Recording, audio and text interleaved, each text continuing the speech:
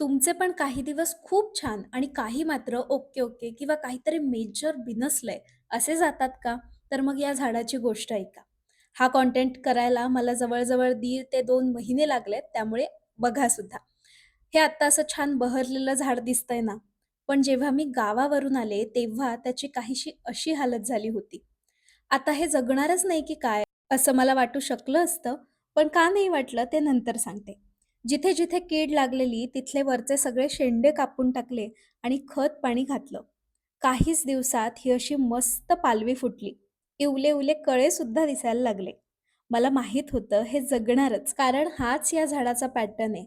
लग्नानंतरच्या पहिल्या व्हॅलेंटाईनला माझ्या नवऱ्याने मला हे झाड गिफ्ट केलं होतं. जवळ-जवळ 1.5 वर्ष हा पॅटर्न मी ऑब्झर्व्ह करतेय. पहिल्यांदा हे असं सुकलं होतं तेव्हा मी खूप जास्त घाबरले होते. पण पाणी घालत राहिले. 2-3 वेळात मला समजलं, एकदा हा असा बहर येऊन गेला, की हे असं होतंय. आणि यावेळी तर चक्क ही कीड दिसली मला, जिला मी वेळीच काढू शकले. मग अजून तरी पुन्हा हे झाड सुकलं नाहीये. तर यातून शिकायचं एवढंच, की स्वतःचे पॅटर्न्स, मूड्स हे तपासत राहा. कधीतरी तात्पुरतं सोल्युशन मिळेल, काही वेळा एक्सेप्टन्स वाढवावा लागेल, तर काही वेळा ही कीड सापडली तसंच का बिनसतंय त्याचा रूट कॉज सापडेल. म्हणूनच निरीक्षण करत राहा आणि हे सगळं 1.5-2 महिने शूट करून फायनली तुमच्यापर्यंत पोहोचवलं.